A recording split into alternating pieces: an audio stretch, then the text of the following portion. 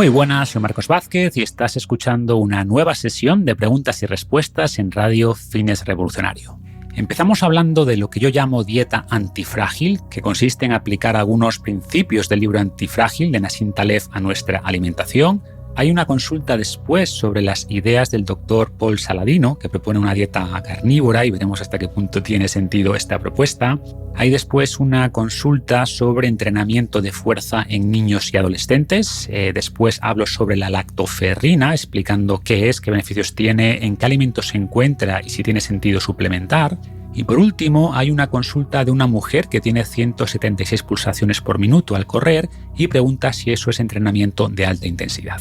Antes de pasar a las preguntas, tengo un anuncio importante que me hace mucha ilusión, y es que junto con la neoyorquina hemos desarrollado una avena overnight ideal para el desayuno. La neoyorquina es una pequeña empresa de alimentación asturiana que nació inicialmente haciendo granolas de calidad, tradicionales con miel, sin azúcar. Tiene también una granola keto sin cereales.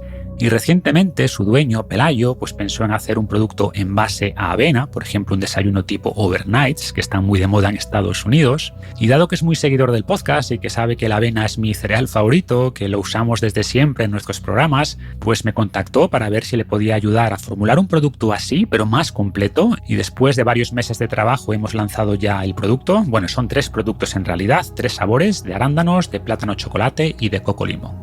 Y como decía, en nuestros planes de alimentación usamos bastante la avena, sobre todo para dar más variedad en el desayuno, pero intentamos siempre mejorar los porridge o las gachas de avena clásicas, añadiendo más proteína, más alimentos con alta densidad nutricional, y los overnight son una especie de porridge o de gachas frías. ¿Cómo se prepara? Pues muy fácil. Por la noche echas la avena overnight directamente del envase en un bol, en un vaso o directamente en un shaker si te quieres llevar el desayuno a la oficina o lo vas a tomar en el coche. Añades después el líquido de tu preferencia, pues bien leche normal, leche vegetal, agua, lo remueves y lo dejas en la nevera. A la mañana siguiente la avena habrá absorbido el líquido, se habrán mezclado los sabores y tienes ya un desayuno listo, sano y rico con 0 esfuerzo. Sobre cantidades, depende obviamente de las necesidades de cada uno. Si vas a complementar el desayuno con más cosas, usa menos producto, quizás 40-50 gramos. Si quieres que sea tu desayuno principal, añade quizás el doble. Y sobre cuánto líquido utilizar, depende también de tu preferencia. Si te gusta más espesa para comer con cuchara, usa un ratio de 1:1. Por ejemplo, si usas 70 gramos de producto, usa 70 mililitros de leche. Y personalmente me gusta así, más espeso, pero si lo prefieres más líquido para tomar, por ejemplo, con el shaker, usa un ratio 1:2, es decir, el doble de líquido que de overnight. ¿Y por qué digo que hemos mejorado la avena tradicional? Pues porque los overnight de la neoyorquina están enriquecidos con proteína, el de banana chocolate lleva suero, por tanto tiene más proteína, 22 gramos de proteína por cada 100 gramos de producto. En los coco lemon y arándano llevan una mezcla de proteínas vegetales, son por tanto aptos para veganos, pero llevan un poco menos de proteína, unos 18 gramos por cada 100 gramos de producto, que sigue siendo bastante más que la avena sola. Y además, en todos los casos, añadimos alimentos densos nutricionalmente y muy ricos en polifenoles, de los que hablaremos también hoy. Según el sabor, usamos nibs de cacao, que son el tipo de cacao con más flavonoles, como expliqué en un vídeo recientemente. Usamos extracto de arándanos, semillas de chía, canela, etc. Y como endulzantes, cantidades pequeñas de eritritol, que es mi endulzante favorito, al ser natural y no aportar apenas calorías, y un poco de azúcar de dátil, pero como digo, la cantidad total de azúcar es muy baja. Además, aunque está pensado para ser usado así como overnight, dejando reposar en la nevera, es un producto muy versátil. Yo lo añado, por ejemplo, al yogur, también le echo unos 20 gramos al batido post-entreno, incluso se puede añadir a sopas o caldos para espesarlos. Eli, mi mujer, prepara una de las recetas del libro Chef Sapiens, la de galletas de avena con este producto también. Así que bueno, si queréis probar algo distinto, bien para el desayuno o simplemente algo que tenéis en casa para ir añadiendo al yogur o a otros platos, os recomiendo echar un vistazo a los overnights de la neoyorquina.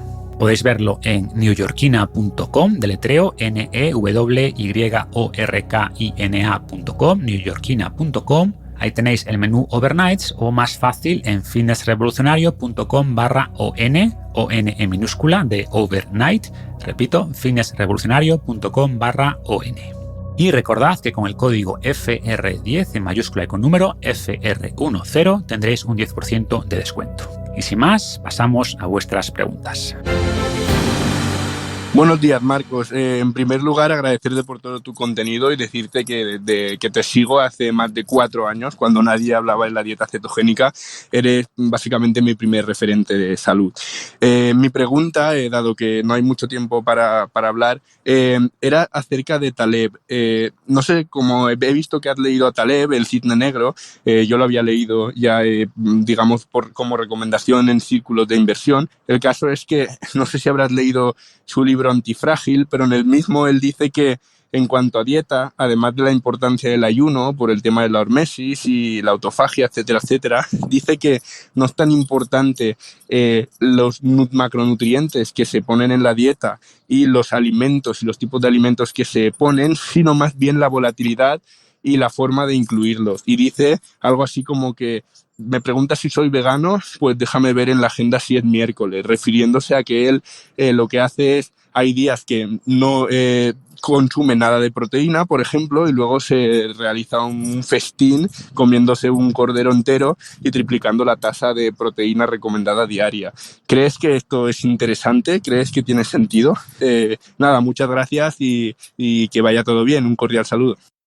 Gracias por la pregunta. Por supuesto que he leído Antifrágil. De hecho, hace muchos años que escribí un artículo sobre el libro, allá por 2013 seguramente, y hago referencia con frecuencia a esta idea de que los humanos somos antifrágiles en el sentido de que nos beneficiamos del estrés. Nos viene bien pasar un poco de hambre o ayunar de vez en cuando, estresar a nuestros músculos levantando peso, pasar un poco de frío y de calor, exponernos al sol, a la suciedad. Sabemos que estas pequeñas adversidades nos fortalecen a través de ese proceso biológico que mencionas, ¿no? Llamado hormesis. En cualquier caso, el concepto de antifrágil va mucho más allá de la hormesis. Incluye también vivir nuestra vida evitando puntos únicos de fallo, creando márgenes de seguridad en las distintas dimensiones de nuestra vida. Y creo que estas ideas se aplican a todo. O sea, por ejemplo, la idea de margen de seguridad aplicado a la salud sería desarrollar suficiente reserva fisiológica, también reserva cognitiva, que es un tema que trato en el libro Saludablemente, y de esta manera tolerar mejor enfermedades o traumas, tanto físicos como emocionales, y podamos además recuperarnos más rápido. O en el caso de las finanzas, pues este margen de seguridad se referiría a tener suficientes ahorros, no tener deudas o tener mínimas deudas y tener además un portfolio de inversión diversificado, y esto nos hace más antifrágiles a los vaivenes del mercado, ¿no? Como los que estamos experimentando ahora. Perdón por el rollo, pero bueno, son conceptos que me parecen muy interesantes y que intento aplicar, como digo, en muchos ámbitos de mi vida. Y pasando ya al tema de la alimentación, podríamos también aplicar muchas ideas de la antifragilidad, y de hecho tengo un borrador de artículos sobre lo que yo llamo una dieta antifrágil, a ver si algún día lo termino, y que incluye varios elementos. El primer concepto es el de siempre, ¿no? Que sea una dieta basada en comida real, porque otro concepto importante del libro Antifrágil es el efecto Lindy, que nos viene a decir que el tiempo que algo lleva existiendo es un buen indicador de cuánto más tiempo va a existir, porque el tiempo es un purgador de la fragilidad.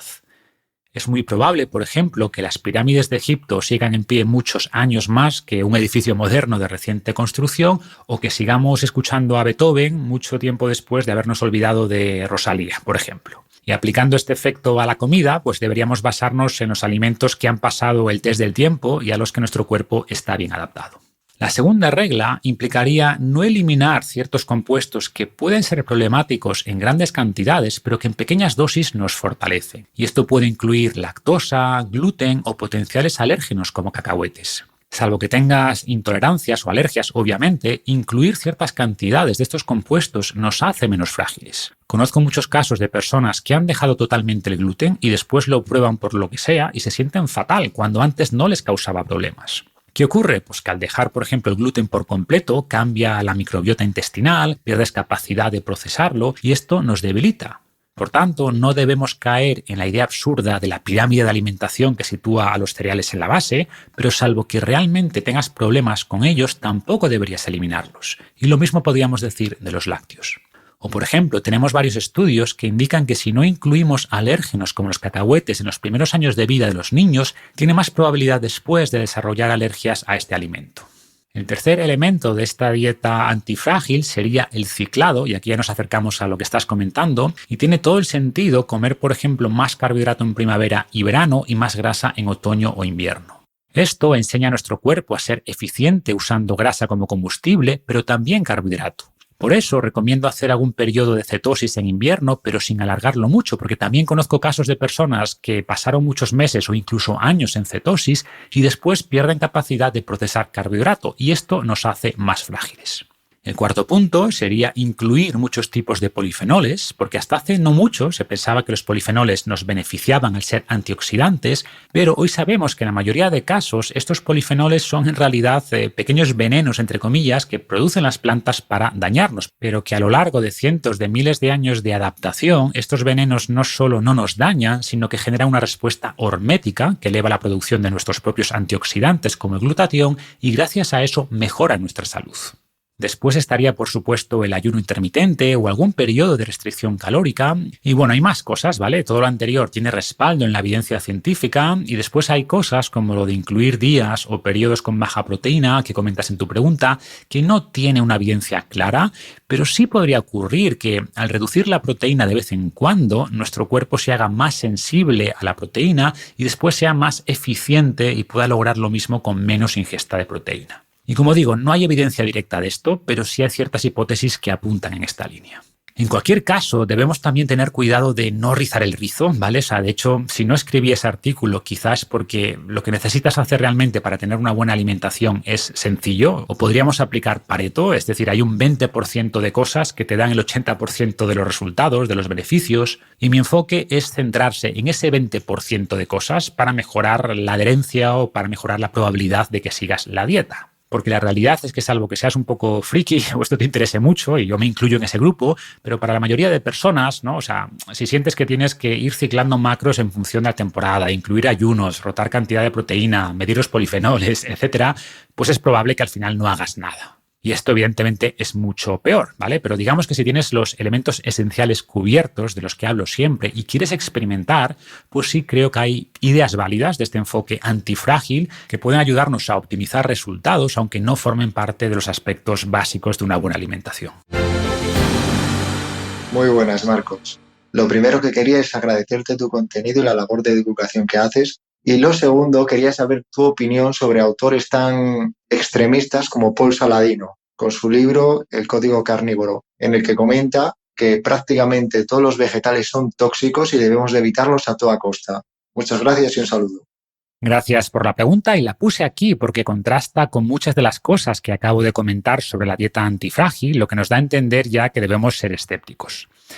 Responderé primero la afirmación concreta de que todos los vegetales son tóxicos y veremos después algunos otros argumentos de Paul Saladino que tampoco tienen ningún sentido. Empezando por el tema de los compuestos tóxicos en las plantas, pues a ver, tiene un punto de razón, o sea, es verdad que muchos alimentos vegetales tienen lectinas, tienen fitatos, que son mecanismos de protección de estas plantas como los propios polifenoles que comenté en la pregunta anterior. Pero ya vimos que los polifenoles no solo no nos hacen daño, sino que esas pequeñas dosis de tóxicos, entre comillas, pues tienen un potente efecto hormético y son muy beneficiosos para la salud. Y tenemos infinidad de estudios en animales y en humanos, tanto estudios observacionales como ensayos clínicos, que no dejan lugar a dudas. O sea, estos compuestos son muy beneficiosos y se encuentran en productos vegetales. Después tenemos los fitatos, que no son problemáticos de manera directa, pero que pueden secuestrar nutrientes y reducir, por tanto, la absorción de algunos minerales. De hecho, en un artículo reciente que escribí sobre la avena, lo comenté, ¿vale? Pero este secuestro de nutrientes tampoco es un problema en el contexto de una dieta rica en alimentos densos nutricionalmente, y además los copos de avena o, por ejemplo, los overnight de la neoyorquina ya han sido remojados y cocidos, procesos que degradan estos fitatos por lo que su aporte será pequeño. Y de hecho, estos fitatos parecen incluso tener un efecto también hormético y muchos estudios muestran beneficios de pequeñas dosis de fitatos, ¿no? Por ejemplo, en la prevención del cáncer.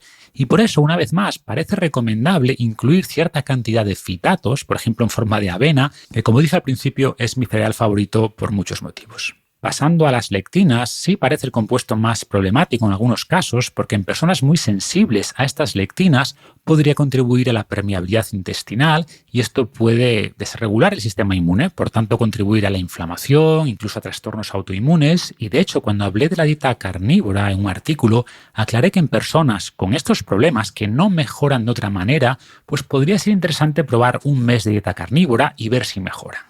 Pero no para llevar una dieta carnívora toda la vida, sino como estrategia de eliminación inicial para ir después incorporando otros alimentos gradualmente y ver la tolerancia. Pero de nuevo, hablamos de personas que son una pequeña minoría con un problema muy concreto que podrían beneficiarse de esta dieta con enfoque temporal y terapéutico, pero eso no implica que sea la mejor dieta para todo el mundo, ¿vale? Eso no tiene ningún sentido. De hecho, hablando ya de manera global, Paladino y muchos seguidores de este enfoque hablan de la dieta carnívora como la dieta ancestral y, de nuevo, esto no tiene ningún sentido porque no conocemos ninguna sociedad ancestral, ninguna que solo coma alimentos animales. Existen algunas con dietas muy altas en productos animales, eso es verdad, los Masái, los Inuit, que gozan de buena salud, y esto nos indica que los alimentos animales son buenos, que la carne es buena, nadie está discutiendo eso, pero no la llames la dieta ancestral cuando prácticamente ninguna sociedad ancestral ha llevado una dieta similar. Y los argumentos que usa son realmente absurdos. Dice, por ejemplo, que la mayoría de plantas que existen no son comestibles por los humanos, mientras que la mayoría de los animales sí. Y esto es cierto, pero de nuevo no dice nada. O sea, me recuerda un poco al argumento que usaban en el documental este de Game Changers, ¿no?, para justificar una dieta vegana, cuando decían que el gorila solo comía hojas y que está muy fuerte. Que es cierto, pero es que nosotros no somos gorilas. O sea, nuestro sistema digestivo es incapaz de procesar hojas o hierba, pero sí puede procesar un montón de plantas, raíces, semillas. Y de hecho, mirando nuestro intestino, es evidente que somos omnívoros, que estamos diseñados, entre comillas, para consumir tanto productos animales como vegetales. Y como siempre, me gusta mirar los estudios que mencionan los libros, como en este caso el de Paladino, también en sus redes. Y para empezar, hace bastante cherry picking, o sea, se queda con los estudios que le interesan e ignora el resto, y después suele haber una brecha importante entre lo que afirma que dice el estudio que referencia y lo que realmente se puede concluir del estudio. Por ejemplo, me pareció interesante cuando habla de una población en Costa Rica, los Nicoya, que es considerada una zona azul de especial longevidad y cuyos habitantes comen más carne que el resto de costarricenses, y afirma que esto explicaría esa mayor longevidad y esa mayor salud. Y cuando vas al detalle del estudio te das cuenta de que es verdad, de que comen más carne, pero también comen más verdura, menos alimentos procesados que la media del resto del país. Entonces, ¿tienen mejor salud y viven más porque comen más carne, que ese es su argumento, o porque tienen una mejor dieta en general, un mejor estilo de vida? Pues parece evidente que lo segundo. Y de nuevo, si hablamos de estudios, de grandes metaanálisis, pues la evidencia de que el consumo de frutas y de verduras es bueno para la salud es de las más claras, de las más consistentes en la ciencia de la nutrición, por lo que pensar que no consumir estos alimentos nos va a ayudar no tiene sentido. Y podría seguir horas, de hecho tengo un artículo sobre la dieta carnívora que incluiré en las notas del episodio, pero vamos, como resumen, Saladino no es una buena fuente de información sobre nutrición, lo vamos a dejar ahí. Buenos días, Marcos. Lo primero, darte las gracias por la maravillosa labor de divulgación que haces. Mi pregunta es la siguiente. Tengo un hijo de 15 años que ha empezado a seguirte a raíz de, por imitación mía.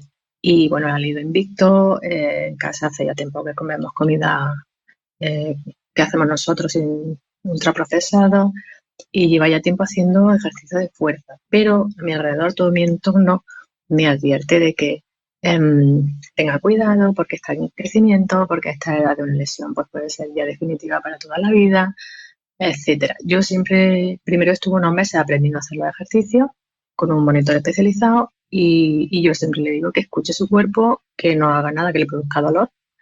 Y bueno, hasta ahora va bien, pero la verdad es que me preocupa este tema. Entonces, no sé si hay algún estudio o si se conoce que hay alguna adaptación que haya que hacer para adolescentes, algún ejercicio vital o algún límite de peso o alguna otra cosa que haya que tener en cuenta como precaución.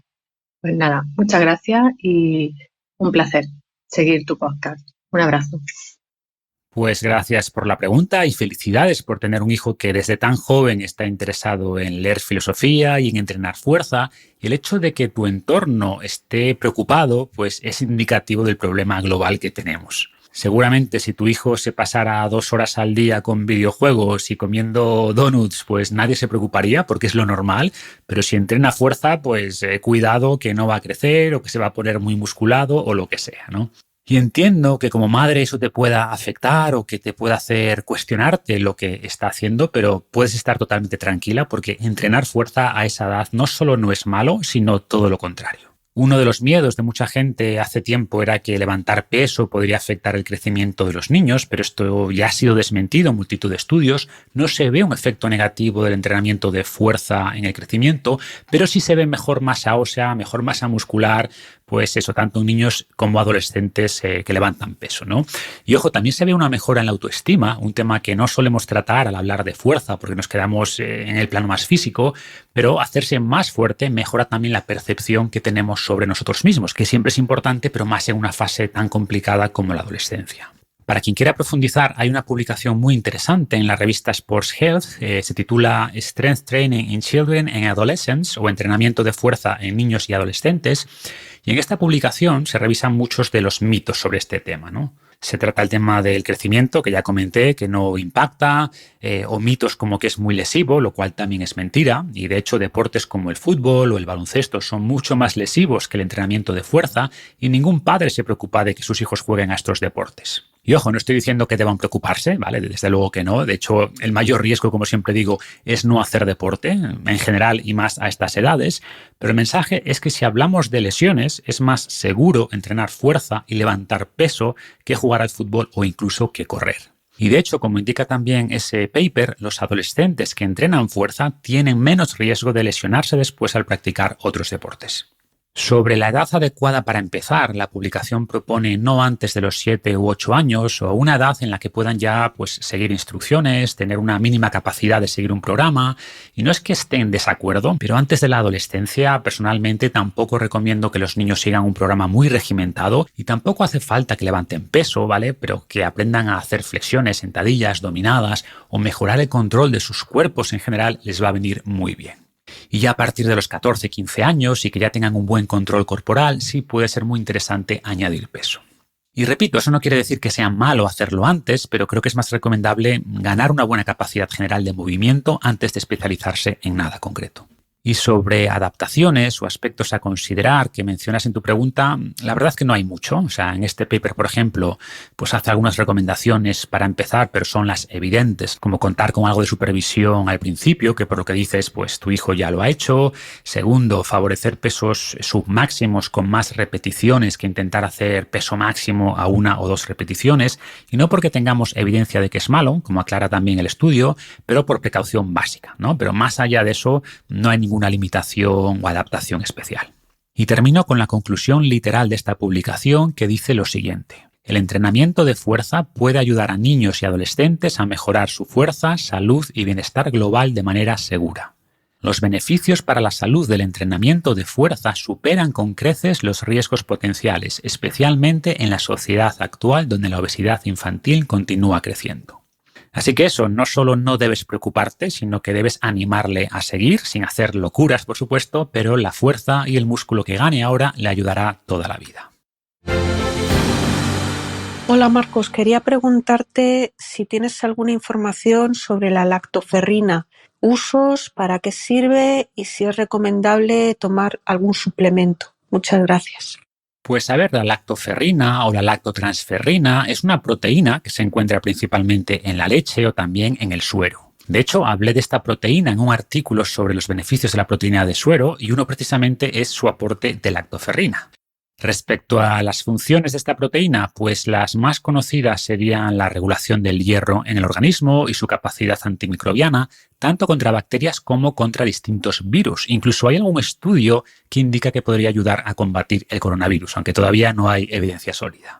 Se cree que la lactoferrina podría atacar directamente las membranas de posibles patógenos y además prevenir su crecimiento, evitando que accedan al hierro, que es uno de sus sustratos favoritos. De hecho, tengo también un artículo sobre los peligros de tener demasiado hierro y los beneficios de donar sangre, ¿vale? Y uno de ellos vendría por aquí. Y otra de las vías por las que podría prevenir la enfermedad es mejorando la regulación del sistema inmune al estimular la proliferación de linfocitos, macrófagos, etc. En cualquier caso, tampoco hay demasiados estudios, por lo que no sería un suplemento que personalmente priorizaría, y si ya estás tomando algunos lácteos o tomas con cierta frecuencia suero, pues no veo necesario un aporte adicional. Donde más se ha visto que podría ayudar el suplemento sería en caso de personas con hepatitis tipo C. Podría ser interesante también en personas con anemia, quizá en procesos inflamatorios, pero poco más. Entonces, parece un nutriente sin duda interesante, pero la recomendación sería priorizarlo en los alimentos, ¿vale? Lácteos y suero principalmente, y después podría tener sentido suplementar, pero en casos muy concretos y no como suplemento general. Hola Marcos, soy Alba. Antes de nada quería como la mayoría de nosotros hacemos por aquí, agradecerte tu labor de divulgación, porque haces un trabajo fantástico con el que estás ayudando a muchas personas. Muchas gracias. Mi pregunta va relacionada con la diferencia entre lo que se considera ejercicio cardiovascular y ejercicio de alta intensidad o HIIT. Generalmente leo que se mete el running como en el ejercicio de cardiovascular más moderado. Sin embargo, yo tengo 36 años y suelo salir a correr, intento combinar ejercicios cardiovasculares con ejercicios más de fuerza y suelo salir a correr un día por semana. Y en una carrera de unos 5 kilómetros a 6 minutos por kilómetro, que no entreno para mejorar la velocidad y es más o menos mi ritmo medio, suelo tener unas pulsaciones medias de 176, 177. Entonces, mi duda es, ¿no se consideraría esto como un ejercicio de alta intensidad, manteniendo estas pulsaciones medias durante unos 30 minutos? Esa sería mi pregunta, no sé si se entiende y muchas gracias por responderla.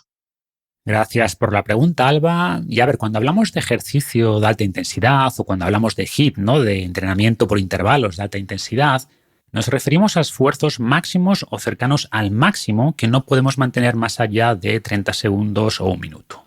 Y por definición, algo que puedes mantener durante media hora, como esa carrera de 5 kilómetros que comentas, pues no es alta intensidad, independientemente de las pulsaciones.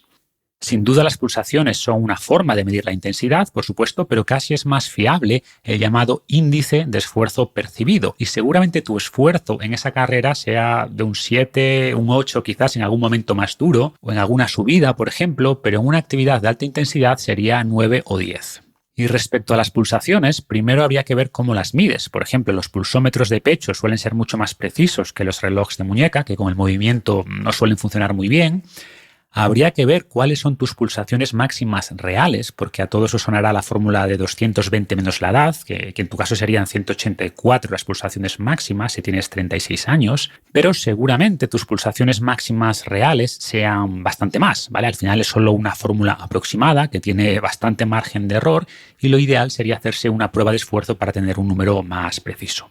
También sería interesante que probases a hacer, por ejemplo, intervalos de sprints, ¿no? Después de calentar bien, obviamente, ¿no? Haces pues un sprint al 70%, uno al 80%, descansas un par de minutos y haces un sprint de 15, 20 segundos a todo lo que puedas y ahí vas a notar la diferencia de intensidad. Y mira también en ese momento, justo después de terminar el sprint, cuáles son tus pulsaciones, que van a estar mucho más cercanas de tu frecuencia cardíaca máxima real. Y eso sería todo por hoy. Muchas gracias como siempre por escuchar. Recordad que os podéis suscribir a mi lista de correo en fitnessrevolucionario.com/lista, donde envío cada semana o cada 2 semanas pues artículos, reflexiones, recomendaciones que no publico en ninguna parte más. Y os pido también el favor de siempre, si os gusta el podcast, si habéis aprendido algo nuevo, y es que nos dejéis una evaluación en Spotify, en Apple Podcasts, en iVoox o donde sea que me escuchéis. Muchas gracias y hasta la próxima.